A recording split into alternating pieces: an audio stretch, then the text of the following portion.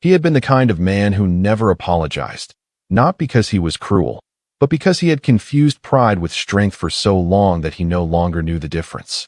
It took losing his wife, his home, and the carefully constructed version of himself he had spent 38 years building to finally understand that the strongest thing he had ever been asked to do was simply say, "I was wrong.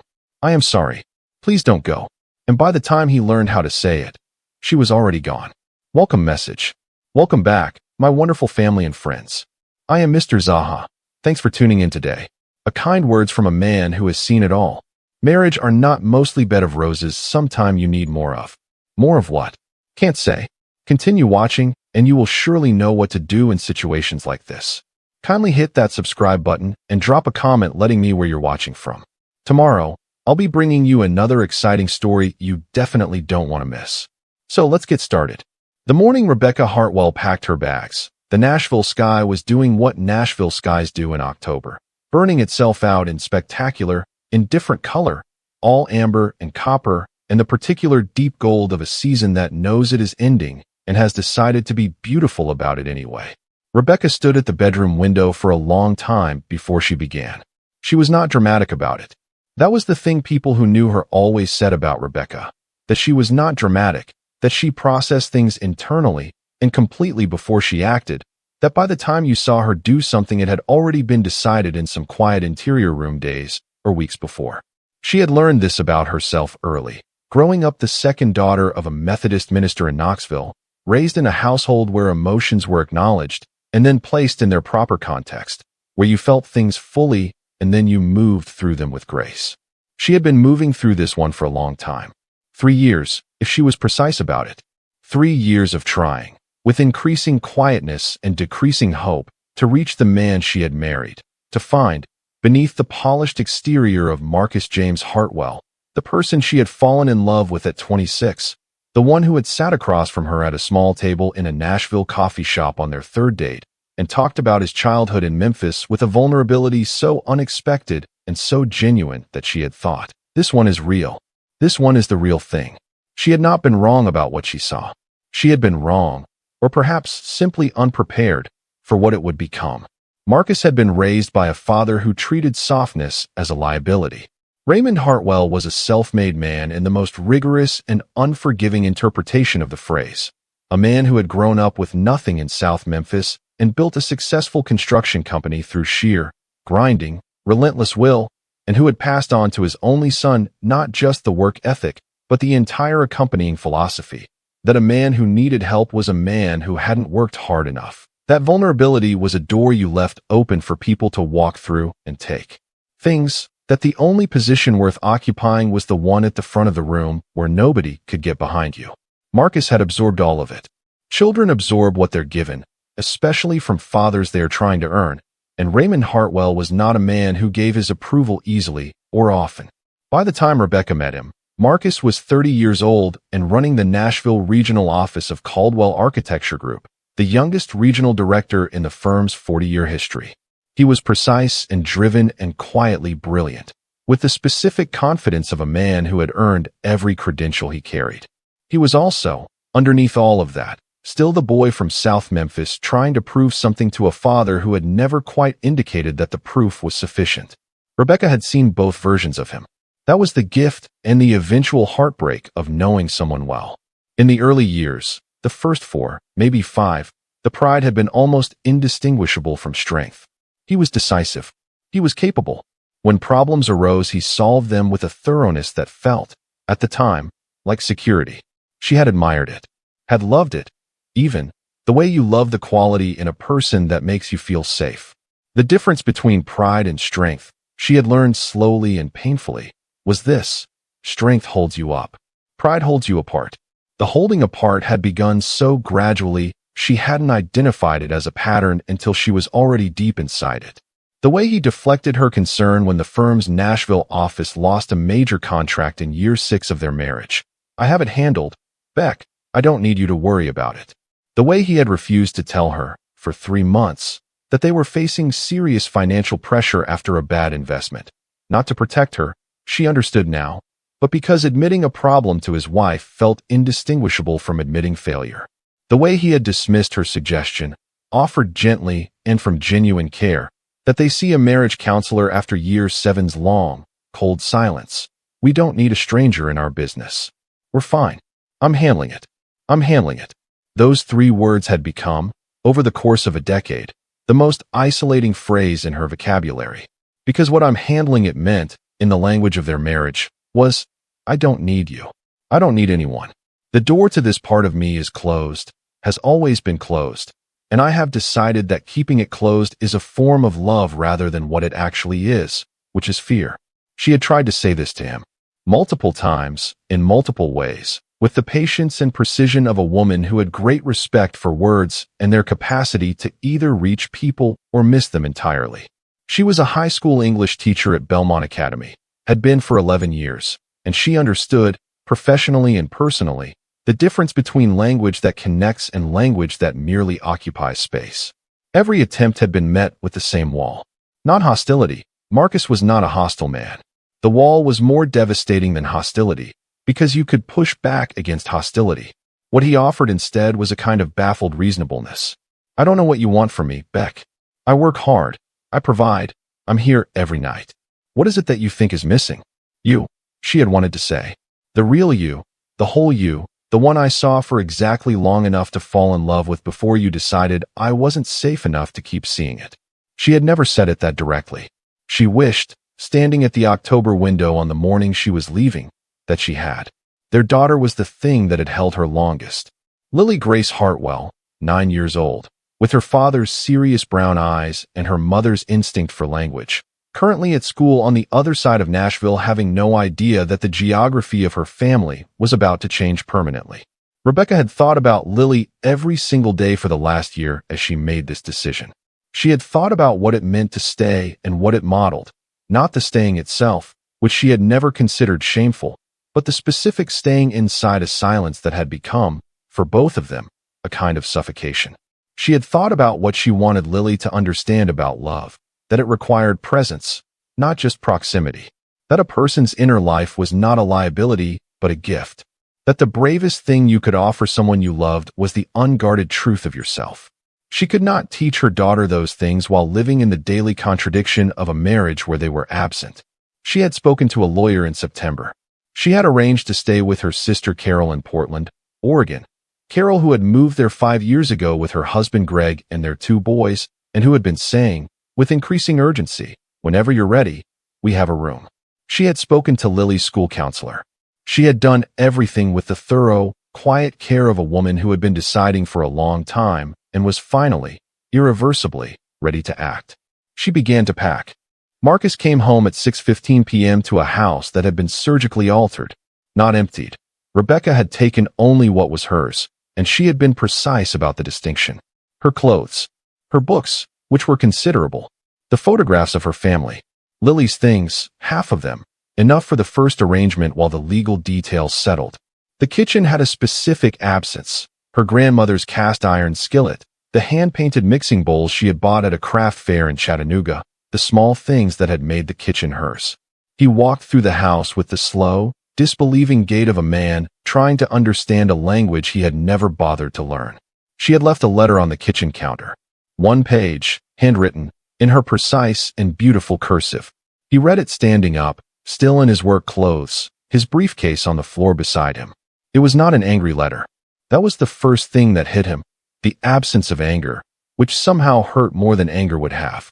It was a clear, honest, heartbroken letter from a woman who had loved him completely and had finally, after considerable effort and patience, accepted that he did not know how to let her. It said that she was not leaving because she had stopped loving him. It said she was leaving because loving him had become a form of loneliness she could no longer sustain. It said she hoped, genuinely and without bitterness, that he would find his way to the version of himself she had glimpsed on their 3rd date. The real one, the unguarded one, because that man deserved to be known. It ended, I will always be grateful for Lily.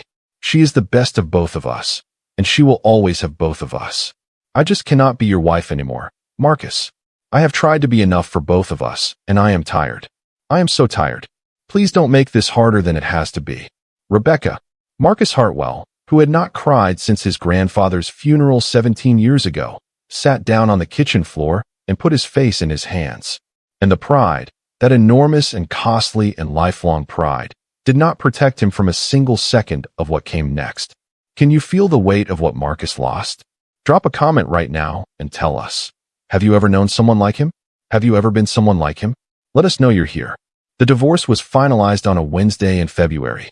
Marcus signed the papers in his attorney's office on Church Street in downtown Nashville, in a glass-walled conference room that looked out over the gray winter city, and he signed them with the same controlled, precise hand he brought to every document that crossed his desk, because the alternative was letting his attorney see him come apart, and Marcus Hartwell did not come apart in front of people.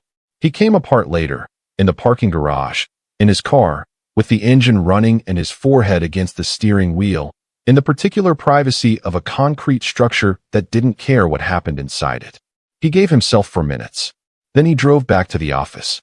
This was the pattern of the months following Rebecca's departure, a rigid, almost punishing structure imposed over the wreckage of his daily life, because structure was the only tool he had ever trusted, and he was not, even now, even in this, capable of operating without it.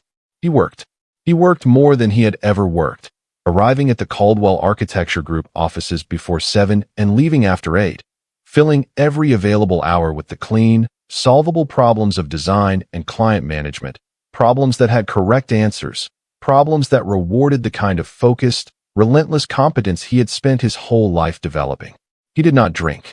He had watched his uncle disappear into a bottle after his own divorce, and he had filed that information away at age 15 with the grim practicality of a boy learning what not to become. He did not date. The idea was so remote as to be almost abstract. There was no part of him that had any interest in another person's proximity, no appetite for the performance of being someone new to someone new. What he did, in the hours when the structure broke down, the 2 a.m. hours, the Sunday mornings that had once belonged to the three of them, the lily-sized silence of the house on the weekends she was with Rebecca, was think. He had never been a man who examined himself. Self-examination had always seemed, in the framework he'd inherited from Raymond Hartwell, like a self-indulgent activity, the province of people who weren't busy enough, who didn't have enough real problems to solve. But Rebecca's letter had done something to that framework. Specifically, the line, "Loving him had become a form of loneliness." He could not stop reading that line. He read it in his head at traffic lights, and in the middle of client presentations, and in the silence of the house at night. He read it the way you read something that is trying to tell you something important, but in a language you only partly understand, with the frustrating, urgent sense of meaning hovering just beyond your grasp. He understood it intellectually. He had always been intellectually capable. That had never been the issue. He understood that Rebecca had needed from him something he had not provided. He understood that his withholding had not been malicious but had been withholding nonetheless, and that the impact of a thing matters independently of its intention. What he could not yet do, what would take him considerably longer to learn, was feel it, to move the understanding from his head to somewhere lower and more honest, where it could do the real work of change. His daughter saved him. Not dramatically. Lily was 9, and then 10, and then 11, absorbed in the serious business of growing up, navigating her parents' divorce with the resilient adaptability of children who have been given enough love to work with. But her presence in his life, the specific weight of being responsible for another person's sense of the world, was the thing that kept him from the comfortable numbness of pure workaholism. She asked him questions he had never been asked. "Dad," she said one Saturday morning in March, sitting at his kitchen counter eating cereal while he drank coffee, "why don't you ever talk about how you feel about things?" He looked up from his mug. "What do you mean, Bug?" "Like," she considered, with the particular precision of a child who had inherited her mother's relationship with language. "When Grandma got sick last year, you just got really quiet. You didn't say you were sad or scared or anything. You just got quiet and worked more." She tilted her head. "Mom cried. And then she was okay. You got quiet, and I don't think you got okay. You just got more quiet." Marcus looked at his 11-year-old daughter and felt, for the second time in his adult life, the specific sensation of being accurately seen by someone who loved him. "I don't know how to do that very well," he said. It was the most honest answer he had ever given to that category of question, and it cost him something to say it. And he said it anyway because it was Lily and she deserved the truth. She nodded, as if this confirmed something she had already suspected. "You should probably learn," she said, with the matter-of-fact wisdom of the young, and went back to her cereal. He sat with that for a long time after she left for her mother's that afternoon. "You should probably learn." He called a therapist the following Monday. Dr. James Whitfield had an office in the Gulch neighborhood of Nashville, on the third floor of a building that smelled like coffee and old paper, with 2 worn leather chairs and a window that looked out over the neighborhood's industrial chic skyline. He was a quiet man in his 60s with a gray beard and the specific patience of someone who had been listening to people tell the truth about themselves for 30 years and had not yet tired of it.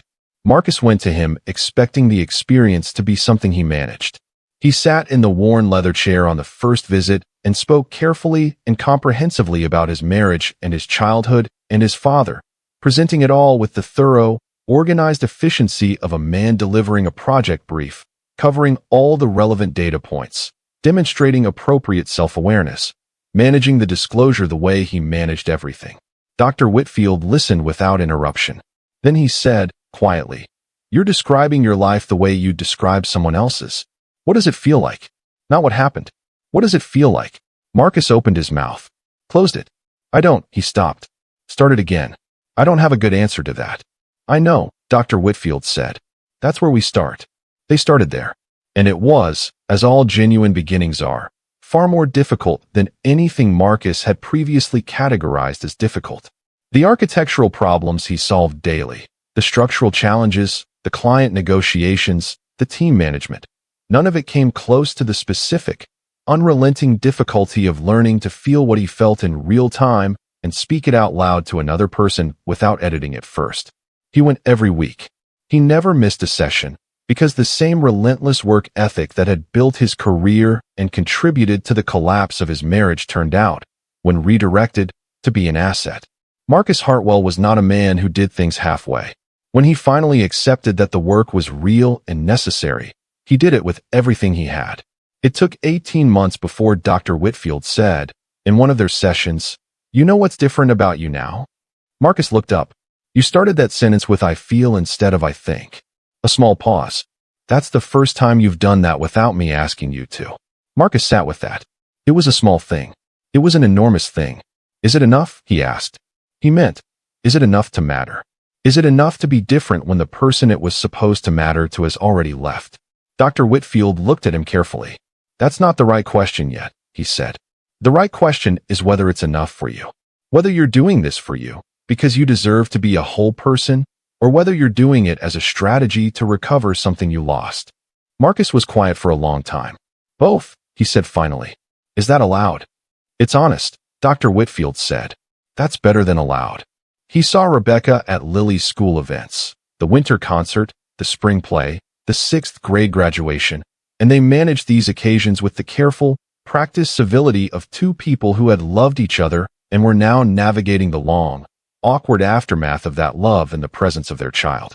She was always composed, always warm with Lily and professionally courteous with him.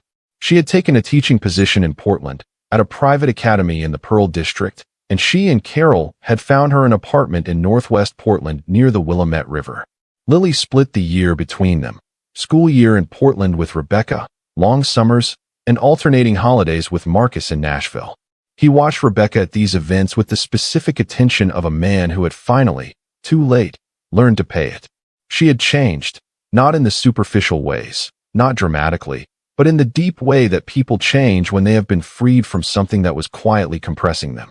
She stood differently, occupied more space, laughed more easily and without the slight checking quality he remembered, the fractional pause before the laugh that had been the sound of a woman making sure her joy was appropriate before she released it.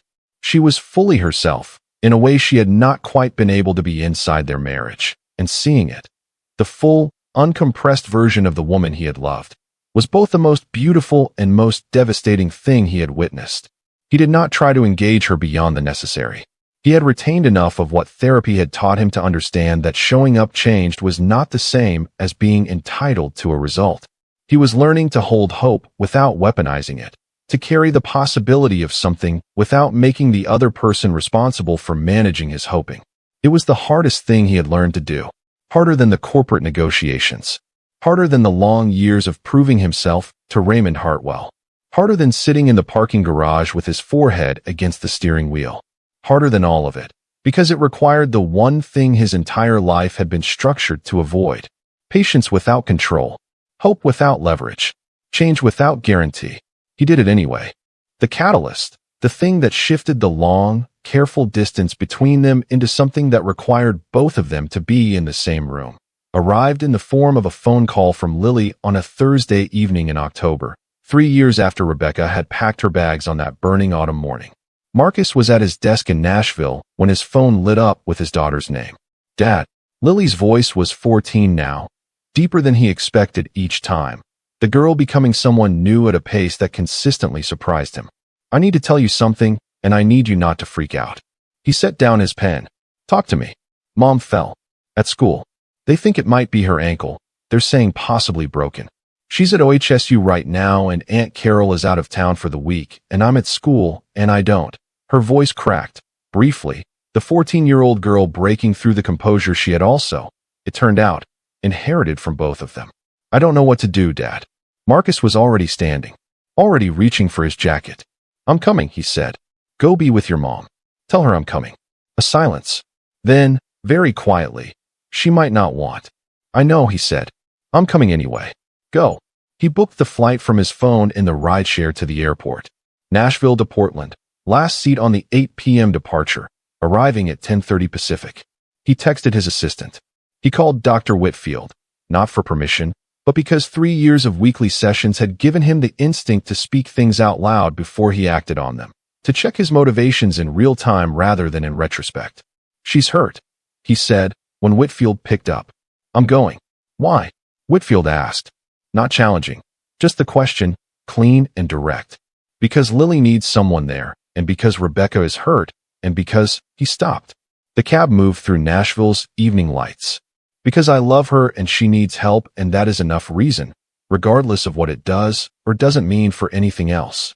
A pause. That's the right answer, Whitfield said quietly. I know, Marcus said. I've been practicing.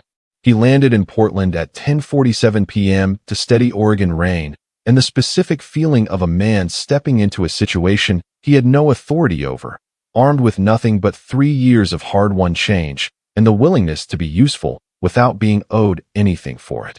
Lily met him in the hospital waiting room. She had called Carol, who had arranged for a neighbor to sit with Lily until Marcus arrived, and she walked into his arms with the particular relief of a teenager who has been holding it together for several hours and is finally allowed to stop. He held his daughter and looked over her head at the door to the examination area, behind which Rebecca was somewhere, hurt and alone in a city where her support system was temporarily absent, and he felt the full, clarified weight of why he was there. Not to win anything. Not to leverage the situation into proximity she hadn't chosen. Not to present himself as changed and wait for his reward. To show up. To be useful. To love someone in the way that asks nothing and simply remains. He had been practicing this for 3 years. Tonight was the test. Are you feeling Marcus differently now than you did in Act 1? Drop a comment and tell us. Can a man really change this completely? Or is it too little too late? We want your honest thoughts right now. Rebecca's ankle was broken in 2 places. Not catastrophically. Dr. Sarah Okonkwo, the orthopedic resident at OHSU who delivered the assessment with the brisk, kind efficiency of someone who had delivered it many times before, used words like manageable and 6 to 8 weeks and non-weight bearing initially, with the reassuring specificity of someone who wanted her patient to understand that this was serious but not dire. A clean fracture of the lateral malleolus and a hairline through the fibula, sustained when Rebecca had stepped off a curb outside Belmont Academy's Portland campus, misjudging the height in the rain, her foot turning beneath her with the particular bad luck of an ordinary moment going wrong. Surgery was not required. A boot, crutches, and strict elevation protocol were. She would need help, daily, practical, unglamorous help, for at least the first 2 weeks before she could manage with any real independence. Rebecca received all of this information sitting up in the hospital bed with her composed, clear-eyed expression fully intact, asking precise follow-up questions about weight-bearing timelines and physical therapy protocols. And then Dr. Okonkwo left, and the composed expression stayed in place for exactly 4 more seconds before something behind it shifted. She was alone in the room. Lily was in the waiting area with Marcus. She had been told Marcus was there and had said nothing, absolutely nothing, which was its own kind of answer. Carol was in San Francisco until Sunday. Her Portland friends were good people at the acquaintance stage, not yet the 2 a.m. stage. Her mother was 71 and in Knoxville and could not be called at 11 at night without generating a level of maternal alarm that would cost more energy to manage than the injury itself. She looked at the ceiling of the OHSU examination room and took a very careful breath. She was 41 years old. She had a broken ankle. Her daughter was in the waiting room with her ex-husband, and she was going to need help she did not know how to ask for from people she had not yet learned to lean on in this city she had chosen specifically for its distance from the life she'd left. The door opened. Marcus came in first, with Lily close behind him, and Rebecca looked at him. Her first real, unguarded look at him in 3 years of carefully managed co-parenting distance. And something happened in her chest that she was not prepared for and absolutely refused to name. He looked different. Not older. Exactly, though there were more lines around his eyes. Not softer. Softness was the wrong word. He looked more present. That was the closest she could get to it. Like someone had turned a light on in a room that had previously been lit only from the outside, the difference between a window and a lamp. He was looking at her with an expression she could not categorize using any of the familiar Marcus expressions she had cataloged over 11 years, because it was neither the managed competence nor the sealed distance she knew. It was just concern. Plain, unperformed, completely present concern. "Hey," he said. Quiet. No preamble. "Hey," she said. Her voice was steady. She was a professional at steady. Lily moved to her mother's side immediately, taking Rebecca's hand with both of hers, and Rebecca let herself be held by her daughter for a moment. The specific comfort of it, the uncomplicated love of a child who simply wanted her mother to be okay. "I'm all right, baby," Rebecca said into Lily's hair. "It's just an ankle. I'm going to be completely fine." "I know," Lily said. The words were brave and her voice was 14 and slightly terrified underneath the brave, and Rebecca held her tighter. Over Lily's shoulder, she looked at Marcus. He was standing near the door, not crowding the room, not inserting himself, just present. His hands were in his pockets. His jacket was slightly damp from the Portland rain. He was watching her and Lily with an expression that had something in it she had not seen on his face in longer than she could accurately calculate. She looked away first. The logistics arranged themselves with a practicality that left no room for the emotional negotiation Rebecca would have preferred to have first. Carol's earliest return was Sunday, 2 days away. Rebecca's apartment, a third-floor walk-up in northwest Portland with no elevator, was functionally inaccessible on crutches for the first several days. The hospital's discharge protocol required a responsible adult present for the first 24 hours given the pain medication. Lily was 14 and willing but not, by any medical definition, sufficient. The facts assembled themselves into a single, unavoidable conclusion. Rebecca stared at the ceiling for a long moment after the discharge nurse laid it out. "I can stay," Marcus said, from his position near the door.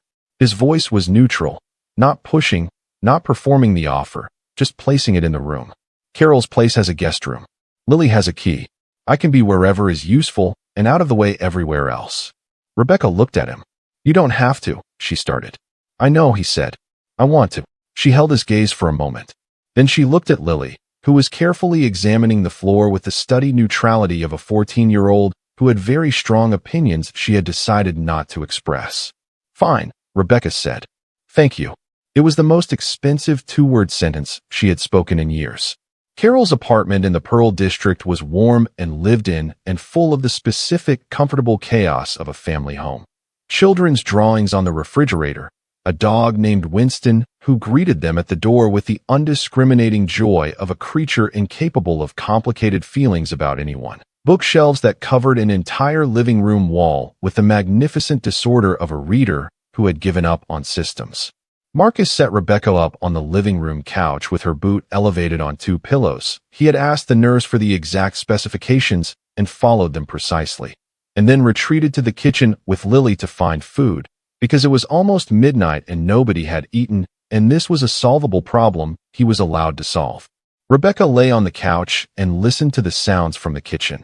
Lily's voice, Marcus's quieter responses, the comfortable back and forth of a father and daughter who had, whatever else had happened, maintained something real between them, and she felt the particular vertigo of having her two worlds occupying the same space.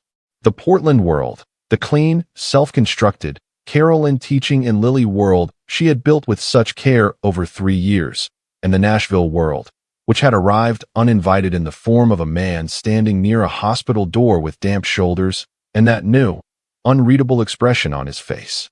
Lily appeared with a bowl of soup. Behind her, Marcus carried tea, the specific brand. Rebecca noticed with a jolt she disguised as adjusting her pillow, that she had kept in her Nashville kitchen for 11 years. There was a box in Carol's cabinet, he said, setting it on the side table without meeting her eyes. I didn't know if you still. I do, she said, quietly. He nodded, went back to the kitchen. Lily sat on the end of the couch, watching her mother with the careful attention of a child taking inventory. He flew here in 2 hours, she said. Not pointed, just informational.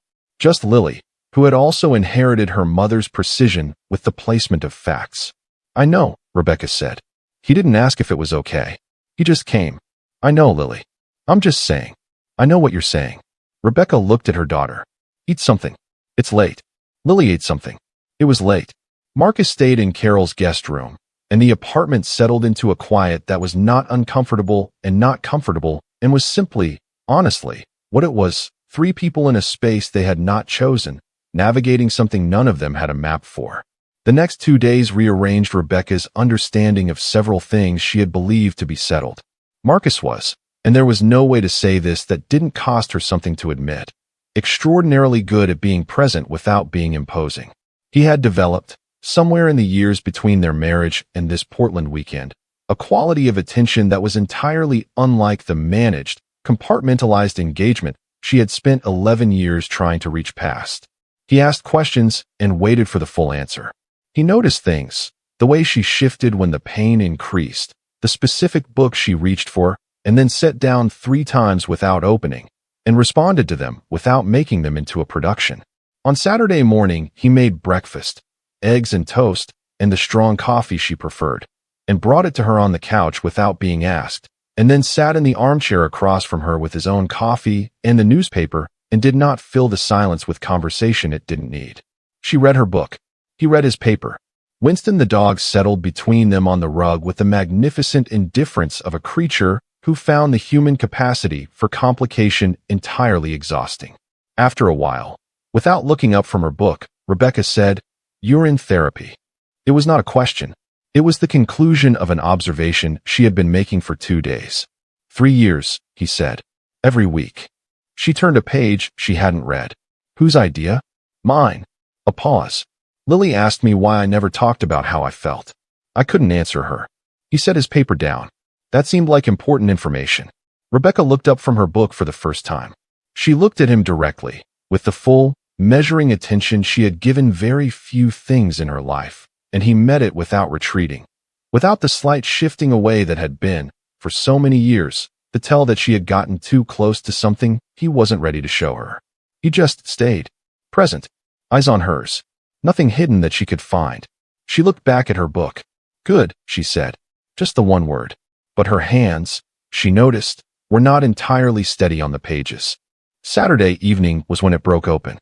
Lily had gone to a friend's house for the night, a pre-existing plan she had kept, at Rebecca's firm insistence, because Rebecca would not have her daughter's social life reorganized around an ankle fracture, which left Marcus and Rebecca alone in Carol's apartment for the first time in 3 years, with Winston and the bookshelves and the particular charged quiet of 2 people who have a great deal of history and have not yet decided what to do with it.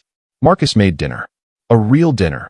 Chicken with the herb seasoning she had taught him in year 3 of their marriage, roasted vegetables, the specific combination she had always made on Saturday evenings when they weren't going out.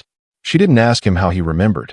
She already knew the answer, had known it since the ginger tea in the hospital cabinet, and the knowing was doing something to the careful, 3-year-old architecture of her feelings that she was not yet ready to fully examine.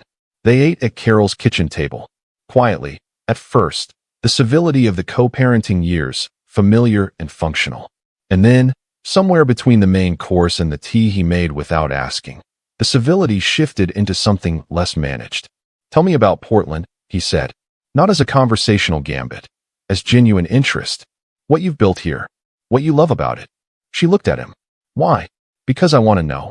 Because I never asked enough questions about your life when I should have, and I'm asking now. A pause. You don't have to answer. I just want you to know that I'm asking because I actually want to know. Not to say anything with it. She held his gaze for a long moment. Then she told him about the Pearl District Department and the students at Belmont Academy, Portland, and the way the city felt in the early mornings when the fog came in off the Willamette and the coffee shops opened, and the whole neighborhood smelled like rain and espresso, and the specific Pacific Northwest version of the world beginning again. She told him about the creative writing elective she had developed from scratch, the one that had produced 3 students who had gone on to regional competitions and one who had been published in a national young writers anthology. She told him about the Saturday morning market on the waterfront where she had become a regular, where the man who sold honey knew her order and the woman with the flower stand always saved her the pale pink peonies. She told him more than she had intended to tell him, and he listened, entirely, without the slight glaze that had always appeared in their marriage, when conversations moved away from the practical. He listened the way people listen when they are genuinely interested, following up, asking the question behind the question, and she watched him do it, and felt something complicated and frightening moving beneath the surface of the careful distance she had maintained. You're happy here, he said finally. Not sadly, observationally, with something that might have been genuine gladness on her behalf. I am, she said. It took time. But yes. He nodded, looked at his tea. Good, he said. And it landed the way it landed because it was clearly, completely true. He meant it. And the meaning it was a thing he had learned to do, and the learning had cost him considerably, and he was offering it without asking for anything in return. She looked at him across the kitchen table and felt the full, frightening weight of what was happening inside her. The slow, involuntary reorientation of feelings she had believed were resolved. Marcus. Her voice was careful. I need to say something, and I need you to hear it without responding until I'm finished. He set his mug down. Okay. I have spent 3 years building a life that doesn't have you in it, she said. And it is a good life. A genuinely good life that I am proud of, and that I earned, and that I am not willing to compromise or minimize or fold into someone else's story. She held his eyes. I need you to understand that completely before anything else is said between us. I understand it completely, he said. And I want you to know, that life, the one you built, it's not something I want to diminish. It's something he paused, and she could see him doing the thing she had watched him learn to do over this weekend. The thing that was new and real, reaching for the honest word instead of the safe one. It's something I'm in awe of. Genuinely. You left a marriage that wasn't giving you what you needed, and you built something real and full from scratch, and you did it with the same grace you bring to everything. His voice was steady and completely unguarded. I am not here to ask you to dismantle any of it. I would never ask that. She looked at him. The kitchen was very quiet. Then what are you here for? She asked. Really? What do you want, Marcus? He met her eyes without flinching, without retreating, without managing the answer into something safer than the truth. The chance to show you who I am now, he said. Not to recover what we were, I know that's gone, but to show you that the man you saw on our 3rd date, the real one, the one you wrote about in your letter, I found him. I found him, and I'm still finding him, and he's not going back in the locked room. His voice dropped slightly. I'm not asking for a decision. I'm not asking for anything tonight. I needed you to know that the work was real, that you were worth doing it for, even if it never leads anywhere, even if you decide it's too late. He paused. Is it too late, Rebecca? The question sat in the Pearl District kitchen between them, large and honest and entirely without manipulation, just a man who had learned to ask the real question out loud and live with whatever answer came back. Rebecca looked at the man across the table, the new version of the man she had loved, the fuller version, the one with the lamp on inside, and felt the specific vertigo of a story she had believed was finished, revealing that it had been waiting, patient and unresolved, for exactly this moment. She did not answer the question. Not yet. But she did not look away. And in the long, charged silence of Carol's kitchen, with Winston asleep on the rug and the Portland rain steady against the windows and 3 years of distance quietly renegotiating its terms, The not looking away was the most important thing that had happened between them in a very long time. That question at the kitchen table, did it get to you? Drop a comment below right now. Is it too late for Marcus and Rebecca, or is this exactly what redemption looks like? Tell us where you stand. We read every single comment. Carol came home on Sunday afternoon. She walked through the door of her Pearl District apartment with her rolling suitcase and her San Francisco energy, and took exactly 4 seconds to read the room. Marcus at the kitchen table with his laptop, Rebecca on the couch with her elevated boot and her book, Winston asleep between them on the rug like a peace offering from the universe, before setting her suitcase against the wall and saying, with the magnificent composure of a woman who had been expecting something like this for 3 years, well, okay then. She hugged her sister. She shook Marcus's hand with the measured warmth of a woman who loved Rebecca fiercely and had not entirely forgiven him and was choosing, for today, to be civilized about the distinction.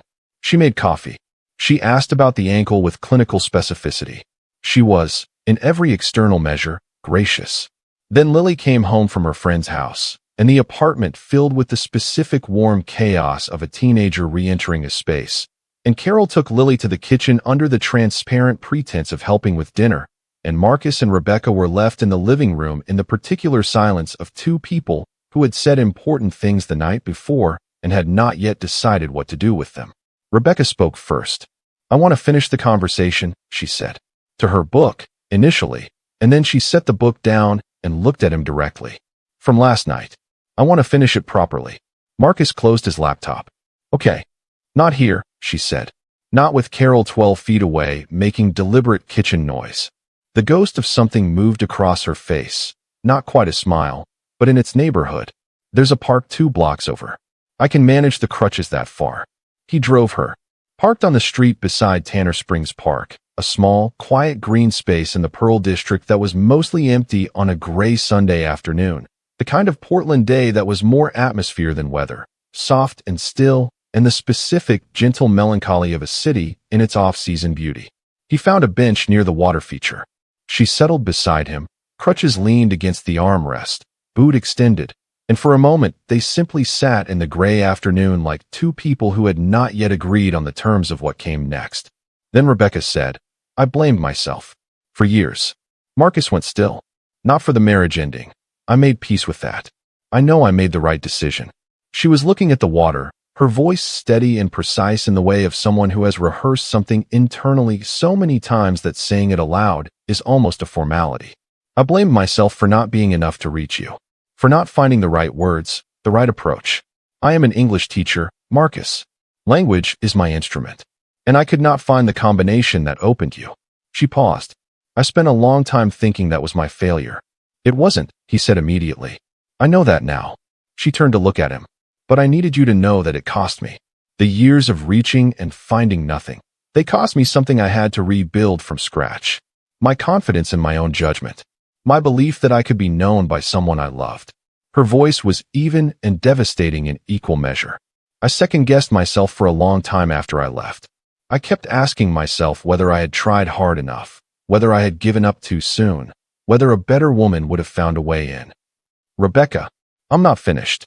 Not sharp, just clear. She had waited years to say this, and she was going to say all of it. I know now that I didn't fail. I know that the door was locked from your side, and that no amount of effort from mine was going to open it until you chose to open it yourself. I know that. She held his gaze. But understanding something intellectually and being healed of it are not the same thing. I want you to know the full cost. Not to hurt you. I'm past wanting to hurt you. But because you asked me last night if it was too late, and before I can answer that honestly, I need you to be standing inside the full truth of what the years cost both of us. Marcus held her gaze and took it, every word, without flinching, without the instinct to defend or deflect that would have been his first response 3 years ago. He took it the way Dr. Whitfield had taught him to take hard truths, not as an attack to be managed, but as information to be honored, the testimony of someone whose experience deserved to be witnessed completely. I hear you, he said. His voice was rough, but steady. All of it. And I am sorry, not as a response to what you just said, not as a defense mechanism. I am sorry because you deserved better for 11 years, and I was too locked inside my own fear to give it to you. And the cost of that was yours to carry, and it should have been mine. She looked at him, long and searching and completely without the managed distance of the co-parenting years. When did you become someone who could say that? She asked quietly. Slowly, he said. Badly at first. Then better. A pause. Lily helped. Dr. Whitfield helped. Mostly I got tired of being the man in the locked room. He was lonely in there, Rebecca. He was so lonely and so convinced that the loneliness was strength. His voice dropped. I don't want to be him anymore. The park was very quiet around them. A single cyclist passed on the path behind the bench. The water feature moved in its small, steady way. Lily told me you cried, Rebecca said. The night I left. She found out from your mother last Thanksgiving, and she told me. She thought I should know. He was quiet for a moment. I didn't know she knew.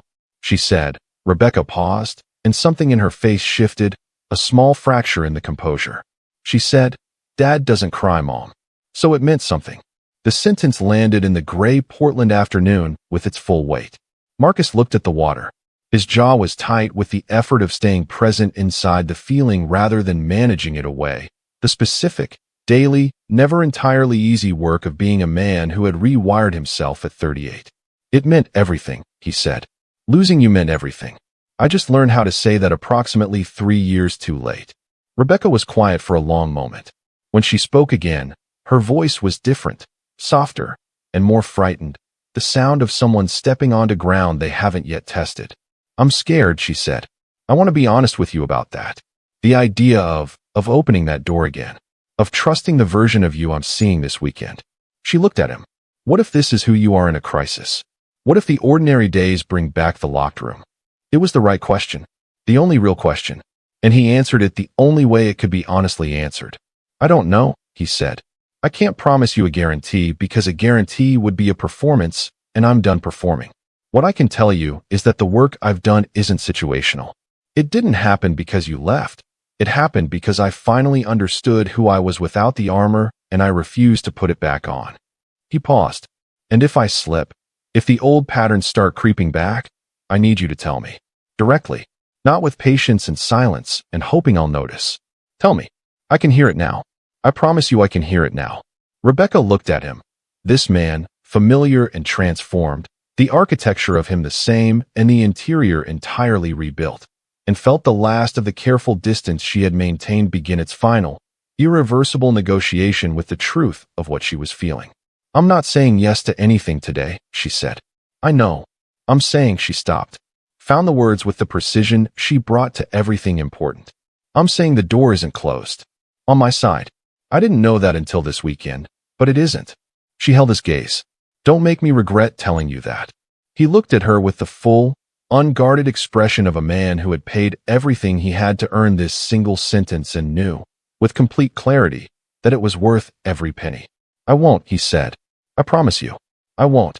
The Portland rain began again, soft and steady, and neither of them moved. That park bench conversation, did it break you open? Drop a comment right now and tell us the moment that got you the most. Is Marcus finally enough? We need to hear from you. They did not rush it. That was the first thing, the most important thing, and it was Marcus who named it on the Sunday evening before he flew back to Nashville, standing in Carol's doorway with his carry-on bag, and the particular expression of a man who has learned to say the true thing before the moment closes. I want to do this at whatever pace feels honest to you, he said. Not the pace of what I want. Not the pace that looks like progress from the outside. Yours. Rebecca, seated on the couch with her boot and her tea, looked at him for a moment. Okay, she said. It was a small word carrying considerable weight. They both understood what it was and what it wasn't, and the understanding of both was the most honest foundation they had ever stood on together. He flew back to Nashville. She healed her ankle in Portland. They talked. On the phone, 3 times a week. Not by schedule, but by the natural gravitational pull of two people who had rediscovered that they were, beneath everything, each other's most fluent conversation. They talked the way they had never quite talked during their marriage. Openly, with the specific freedom of people who had already lost everything and therefore had nothing left to protect. He told her things he had never told her. About Raymond Hartwell and the particular hunger of a boy trying to earn a father's approval that never fully came. About the shame he had carried for years around a failed business venture at 32 that he had hidden from her entirely, managing the financial fallout alone for 8 months rather than admit it. About the night, 6 months into their marriage, when he had sat in his car outside their Nashville house for 40 minutes unable to go inside because he had felt, suddenly and terrifyingly, that he did not deserve what was waiting for him there. She listened without fixing, without the gentle, patient reaching he remembered, and the absence of the reaching was not coldness, he understood, but the new shape of her trust. She was not reaching anymore because she was no longer willing to do the work for both of them. He had to bring himself to the conversation fully and completely, and he did, every time, and the doing of it got easier in the specific incremental way that real change accumulates. She told him things too. The loneliness she had never fully articulated. Not the loneliness of missing him, but the loneliness of being unseen inside her own marriage, of bringing her full self to a space that only had room for the practical version of her. She told him about the therapist she had seen in her first Portland year, a woman named Dr. Nina Cross who had helped her understand that her endless patience had been partly love and partly the specific self-erasure of a woman who had been raised to smooth difficult things over rather than name them. "I would have told you sooner," she said, on one of the Thursday calls, meaning everything. The loneliness, the erosion, the slow approach of the end. "If I had believed you could hear it." "I know," he said. "I'm working on being someone you believe can hear it." "You are," she said quietly. "That's what this is." Carol noticed first. She told Rebecca over coffee one Saturday morning in December, with the directness of an older sister who had earned the right. "You smile differently when you've talked to him." Rebecca looked at her coffee cup. "I know," she said. "Is that okay?" Rebecca considered the question with the honesty it deserved. Outside, Portland's December morning was doing something quietly beautiful. Frost on the edges of the windows, pale winter light through the Pearl District streets, the specific clean stillness of a city in its early hours. "It's terrifying," she said. "And yes," both at the same time. Carol nodded, in the way of a woman who understood that terrifying and yes were not mutually exclusive, and poured more coffee, and said nothing else because nothing else was needed. Marcus flew to Portland for Christmas. He stayed at a hotel, his suggestion, not Rebecca's requirement, because the gesture mattered. The three of them spent Christmas Eve at Carol's apartment, the specific warm chaos of a family holiday that had room for all its complications, and Lily moved through the evening with the open, unguarded happiness of a 15-year-old who had wanted this for so long she had stopped letting herself want it, and was now quietly allowing herself to want it again. After dinner, while Carol and Lily were doing dishes with the deliberate loudness of people providing privacy, Marcus and Rebecca stood on Carol's small balcony in the Portland winter, the city lit below them, the cold clean and honest against their faces. "I have something to tell you," Marcus said. He turned to look at her. "I put in for a Portland transfer. Caldwell has a Pacific Northwest client base that needs a regional presence. I made the case to the partners last month." He paused. "I'm not telling you that as a claim on anything. I'm telling you because I'm done making decisions without being honest about them with you. Whatever you say, whether this changes anything between us or not, the transfer is the right professional move. But I want you to know that it isn't only professional." Rebecca looked at him in the winter light. This man, rebuilt from the inside out, standing on a December balcony telling her the truth without armor or agenda. She felt the last carefully maintained distance close. "When does the transfer come through?" she asked. "February," he said. She nodded slowly. "Then we have 2 months to keep figuring this out before the geography changes." "That's the plan," he said. And then, quietly, "I love you, Rebecca. I have loved you through every version of this, through what I destroyed and what it cost, and the years in between. I know I don't get to lead with that. I know it has to be earned back in every small daily way, not just said." He held her gaze. "But I wanted you to hear it said, out loud, without managing it." She looked at him for a long moment. The Portland night was very still around them. "I know," she said softly. "I've known all weekend. I've known for 2 months of Thursday phone calls." She paused. "I love you too. I didn't stop. I tried. I was very disciplined about trying, but I didn't stop." He exhaled, long and slow and complete, the breath of a man setting down something he had carried for 3 years through every locked room and therapy session and parking garage and lonely Nashville Sunday. He reached for her hand. She let him take it. They stood like that on the balcony, the city bright below them, And it was not the marriage they had built and broken. It was something harder won and more honest. Two people choosing each other with full knowledge of the cost, which is the only kind of choosing that means anything at all. Inside, Lily looked through the glass door and saw them standing together in the winter light, her father's hand around her mother's, and she turned back to the dishes without saying anything because she was 15 and she understood, in the way that children of divorce learn to understand things earlier than they should, that some moments belong only to the people inside them.